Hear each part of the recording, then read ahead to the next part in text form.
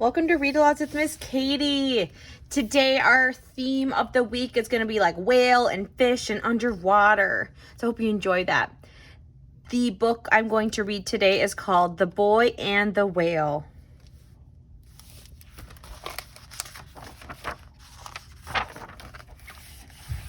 Every day I loved to watch the sun rise out of the sea. One morning, I saw something in the water, something big. "That's a whale out there," said Papa. "It looks dead." We jumped on our panga for a closer look.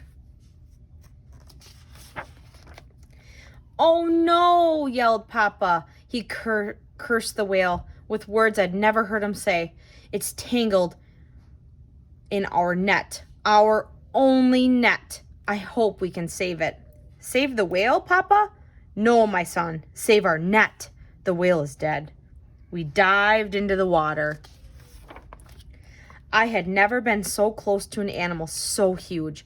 Wrapped by the net in a hopeless tangle, the whale must have died, unable to move.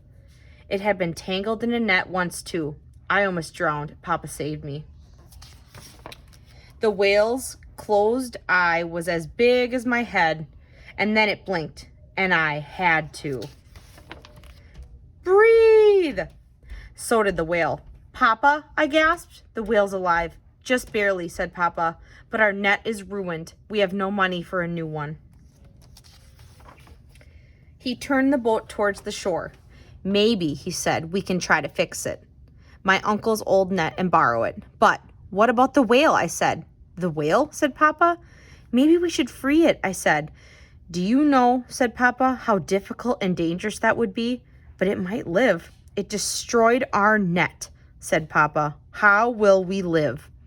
"I'm going to see my uncle.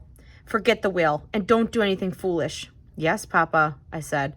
I looked back out to the whale. I remembered being caught in the net, feeling helpless and the awful fear. What does the whale feel?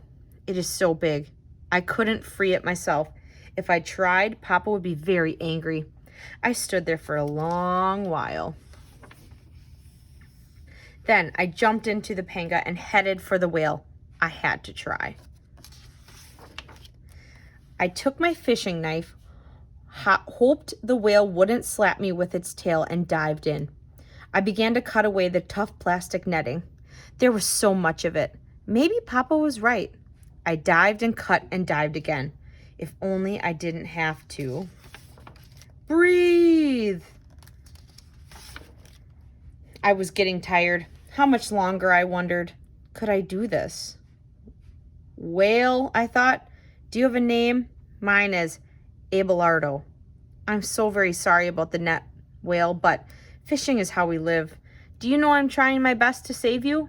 But I don't know if I can."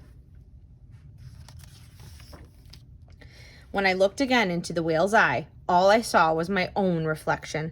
"Don't die, whale. I'm doing my best." But then the net began to drift loose. Out of the water, I worked at pulling the net away from the whale. It filled the boat, but there was still more.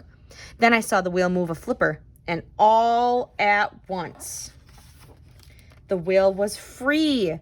It sped away from the boat, and I cheered, "Goodbye, whale, goodbye."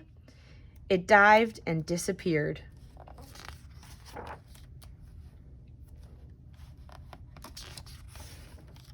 It burst out of the water, leaped into the sky, spun around, crashed back into the sea, and out again. The whale slapped its tail and leaped again and again, forward and backward, higher and higher, on and on.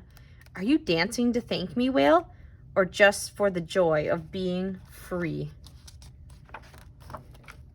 I watched the whale until it vanished into the sea. Papa was watching too, waiting on the beach. I went to face him. "You actually did it?" he said. "Yes, Papa." "You disobeyed me?" "Yes, Papa," I said. "It was incredibly foolish," said Papa, "and it was very brave. Now come, my uncle's net needs fixing." "Yes, Papa," I said.